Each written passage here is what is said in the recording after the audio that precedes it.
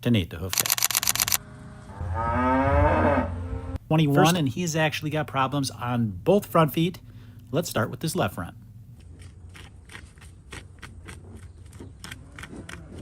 Both these bulls today are pasture bulls, so we're going to make sure we get these soles cleaned up a little bit before we start the grinder, just in case there might be some rocks hidden up inside there.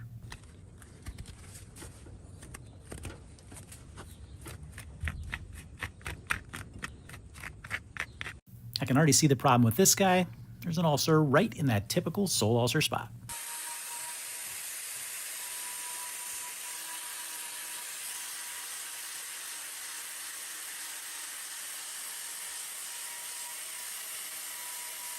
Now, because these boys do spend most of their time on pasture, there's not a lot of extra sole to remove here. We're just touching this sole up, getting it balanced just right, and then we're going to go and tackle that ulcer spot.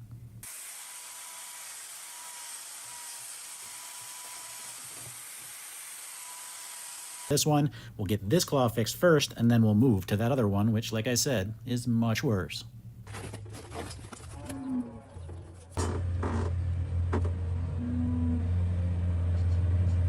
It only takes about a couple minutes for this glue to cure, and then we can get that foot down. Old 21, he's doing well so far, but we've still got that right front to do, so let's get this foot down and get on with it.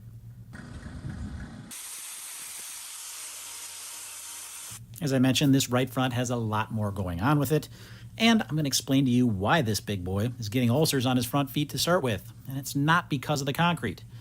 So we finished getting him trimmed up. I'll explain all that.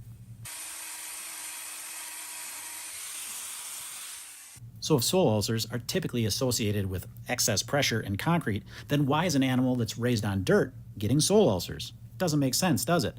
But there are other causes.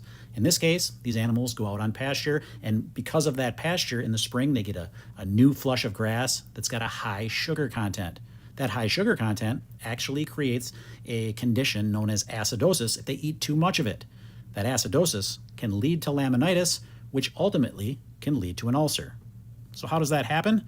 By reducing the ability of that support system inside the foot to support that pedal bone. It then, because it's compromised, allows that pedal bone to move more inside that foot, thus causing sole ulcers.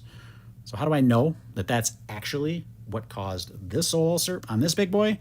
Well, because it's not the only one I saw this day. I saw all sorts of different levels of sole ulceration and hemorrhaging in that typical sole ulcer site across all animals in this herd, not just him. Here's a picture of a few of those.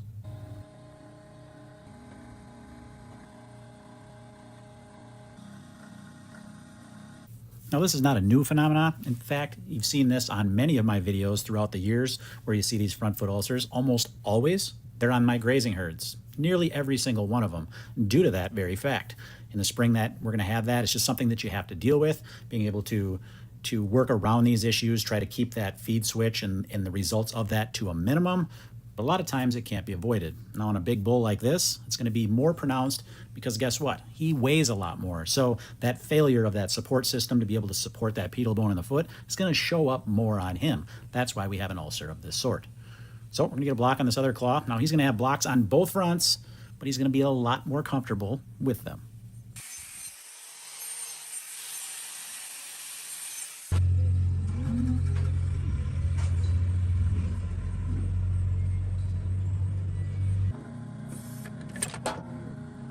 And actually, I think he looks quite dapper with his pink wraps and brand new shoes. Don't you agree? Now on to our next bull. And unlike his buddy, his problem is on his left rear foot.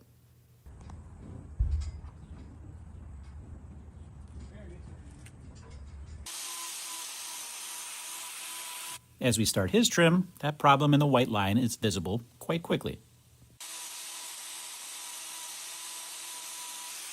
Now I know that sometimes when I say these problems are obvious, they may not be obvious to you.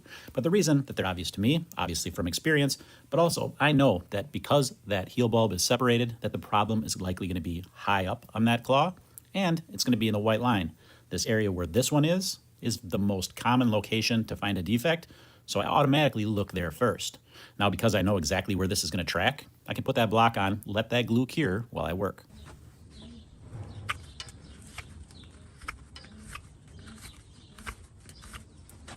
Do you see that redness in the white line where I'm working right now? That's evidence of that laminitis that I was talking about earlier. What is laminitis? Generally speaking, it just means inflammation of the lamina. The lamina are what supports that pedal bone inside that claw. It's what allows the weight to transfer from the bones in the foot to that outside wall. When they become inflamed, well, then they're not able to support that pedal bone the way that they're supposed to, and then we get that more movement, I should say. We get more movement from that pedal bone inside that claw. That's why we see that redness. That's why we see the ulceration sometimes. It's due to that lack of support being provided because of that condition.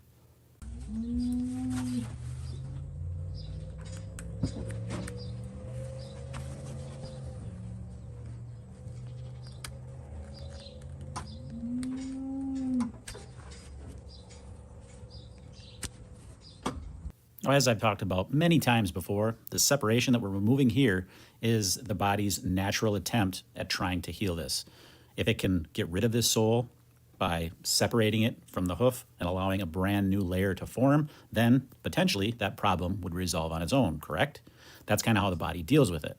But of course, there can be complications. As you're about to see when we get in here, there's some digital dermatitis on that heel, and that's because this didn't fall away quickly, and that pocket was able to form in there, creating an anaerobic environment, which is perfect for those bacteria. Hence, this area is still open. Now, the lesion itself, that's actually healed up lower down on the foot, but it's this area up above that's still open because of that digital dermatitis.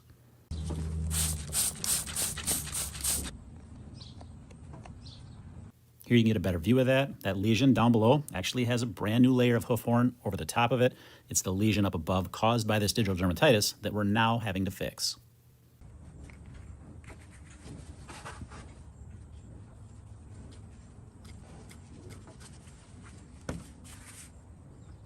So if you've ever wondered if these things would heal if these animals were in the wild, or what wild animals do if they get problems like this, sure, it's going to take a little bit longer for them to heal, and hopefully they don't come to succumb to predators in the meantime. But that's the unfortunate part of nature. They don't have someone there to take care of these cattle like we do here. It's our job to make sure that if they do have problems, that we help fix those in a timely fashion so that this animal's not lame, doesn't lose weight, and things like that. Got this area freed now, so we're gonna get it nice and clean with our chlorhexidine, and then yes, we're gonna give her a wrap, him, I should say, a wrap as well.